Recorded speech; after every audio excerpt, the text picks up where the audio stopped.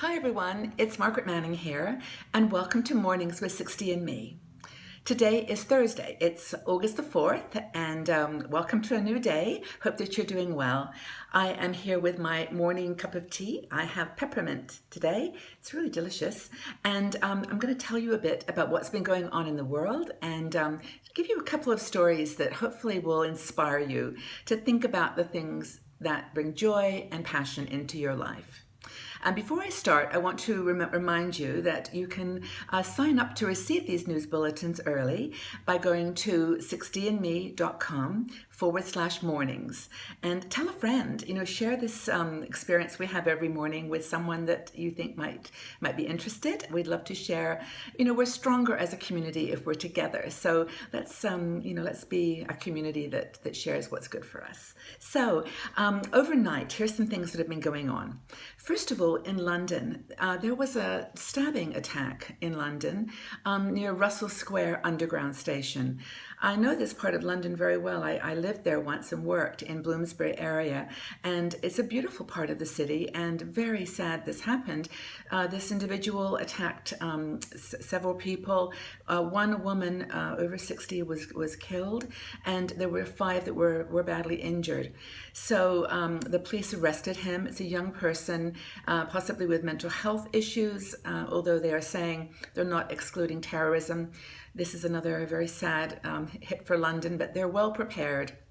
And they're out on the streets this morning. I'm reading that, in full force, the police giving people a sense that, they're going to be there for them.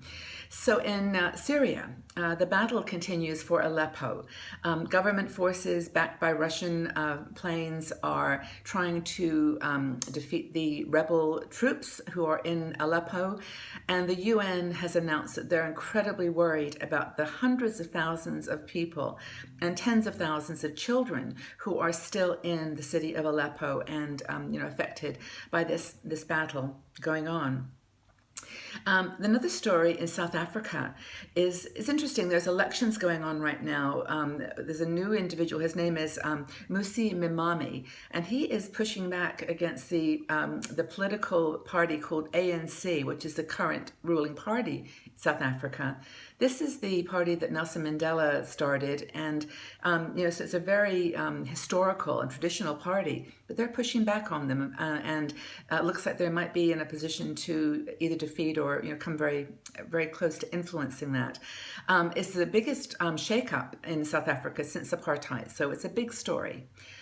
In Tunisia, there's a new prime minister, and he is promising, well, he's warning actually of tough times ahead for Tunisia as it rebuilds, but promising hope. And he's a young man in his 40s, and even though he is related to the outgoing prime minister by marriage in his family, he seems to have the hope and vision of the country.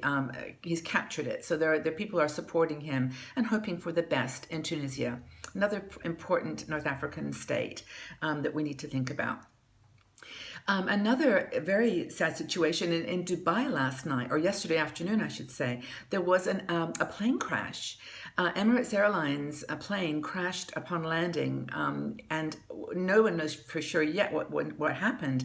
But it was at the very last minute. There was no alert, no SOS. The pilot just announced he had to make an emergency landing, and the plane blew into flames. It was very dramatic to watch, but miraculously, everybody got out, all 300 passengers, plus all the crew, and that's, down to the amazing, resourcefulness. They managed to get everyone safely out of the plane as it burst into flames.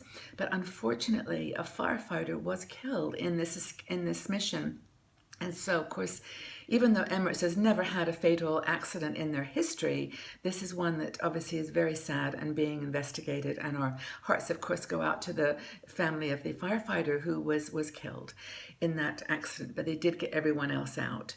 The United States, I have to report a few things from the US. I know there's lots of news around the elections, and because it's so fast moving, it's probably not worth me reporting them. It changes from second to second, but there were a few things that caught my eye. One was that a police officer in Washington, D.C., is the first police official to be charged with aiding and abetting ISIS. He is a Metro transit policeman, and he's been arrested and been arrested with providing material support to ISIS. So it's a good thing that these things are being investigated, and just to give you an update on the battle really continues worldwide. The suspect in the Austin shootings a few days ago has also been arrested in Atlanta. So that's another good thing to have someone in custody who was responsible for kind of random shootings. And the U.S. news is basically, as I said, all pivoting around the elections. But I'll let you do your own research on that and make your own decisions. So, in Rio, the Olympics. Now, this is something that brings joy to a lot of people. I get really excited about the Olympics. I just think people that spend that much time in their life working on something they're passionate about and that they're joyful about needs our acknowledgement and our praise and respect. So Rio is getting ready. 1 day to go. Opening ceremonies are tomorrow night at 8 o'clock Rio time. The torch has arrived in Rio after having circled the whole country. I think it reached like 335 cities and 22,000 plus miles. About 12,000 people touched it and carried it in sequence. It's now in Rio, on its way to light the cauldron and begin the games tomorrow. Some interesting news from the States on this. Michael Phelps, who is the most decorated sportsman at the Olympics ever, I think it's like 28 Olympic awards, he's been chosen to carry the U.S. flag. And he was really dramatically, emotionally affected by this when he announced it at a press conference. And good for him. He's done so well, and he's going to carry the flag. And I do love, that's my part of the Olympics. I love that moment when they all march in, carrying their country's flags in their uniforms that are, they're going to get lots of comments, and, just being there, proud of what they've accomplished. Literally years of practice and perfection. So that's it. There's going to be 306 events in 42 different sports. So that's kind of fun. Which ones are you looking forward to? Are you going to be watching? I think I'll watch a little bit. Oh, and by the way, I'm going to give you a link to a really cool little article. It's in a magazine called Le Figaro, which is a French paper. And it actually lists all the different terms and terminology that you probably have no idea what they mean. Like what's a poomsi or what's a Kong. They tell you all about what to look out for at the Olympics and, what to watch for. So that's the Olympics launching tomorrow. Now, in terms of a feel-good story, I discovered this story, actually it was inspired by realizing that I'm seeing a lot of great movies lately that feature older women. Lily Tomlin was in Grandma, Maggie Smith was in The Lady in the Van. I think it was Sally Fields who played in one called Hello, My Name is Doris. Yeah. And then of course we've got Meryl Streep, who's going to be, featuring in some a movie that I think is really fascinating. Oh, and I can't forget Helen Mirren in Fast and Furious 8. She's doing great. But anyway, there was an interview with Meryl Streep about her career as an actress, and she's 67 now. And she talks about this latest film that's called Florence Foster Jenkins. And I've seen the trailer, and it's so funny. I mean, this woman had a crazy life, lots of challenge, and managed somehow through circumstance and hard work and luck and passion to end up having a singing career when she really couldn't sing that well. And she ends up singing eventually in Carnegie Hall, and Meryl Streep beautifully plays this character. And when Meryl Streep was interviewed for Wall Street Journal, she was saying that, she chose to do this movie because this woman was just so passionate about life. And anyone who could just stand up and say, if it doesn't give you joy, then don't do it. Do it only if you love it, if you really have a passion for it. And Meryl Streep loved that character, and I'm not surprised. She's very, very similar.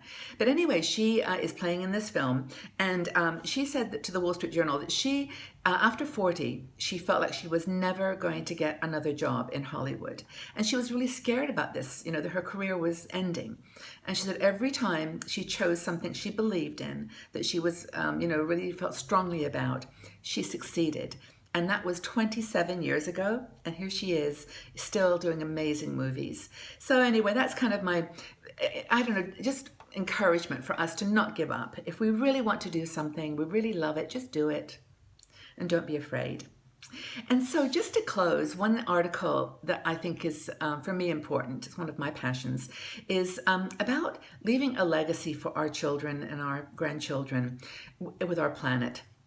That we make decisions, that we do things that are going to make this world a better place. And there are things we can do. There's specific practical things we can do. And one thing, actually a lot of countries are doing this, but in the UK recently, they started charging people for plastic bags. And I think it was like 5p, not a lot, but it really had an impact. And they went from basically $7 billion waste charge to $500 million in getting rid of plastic and recycling. And so this shows that if you give people an incentive, they can actually do something positive to make the world a better place. So for one thing, plastic is a huge problem everywhere in the world. When I was in Bali, it was very dramatic, the amount of plastic that was thrown around on the beautiful beaches and on the ground. I know in India it's a problem. Just populated places that have a lot of tourists coming is just a big problem. And the wildlife, especially the fish, of course, just eat this stuff. It's thrown in the ocean and they eat it, and it really hurts them. And it's just a very good thing to do something about. So leaving the world a better place for our grandchildren and our children, I think, is a priority, or can be a priority for you if that's important. Recycle, reuse, minimize waste, and choose hotels that have a sustainable philosophy and value system, and just be conscious. Take a cute little bag with you when you go shopping. When they say, would you like a plastic bag? Say, no, thank you, I have my bag. And, just use your own cute little bag. So those are my feel good, be good stories for today. I hope that you have a wonderful Thursday.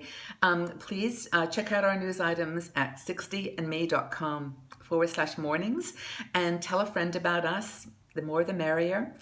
And one final question for you, just to get you thinking today. And that is very simply, what is the one thing in the world that brings you joy? Just put your comments in the section below. What is one thing that brings you joy in this world? Let's share our notes, share the conversation, and have a fabulous day, everybody. We'll see you again tomorrow from Mornings with 60 and Me. Bye for now.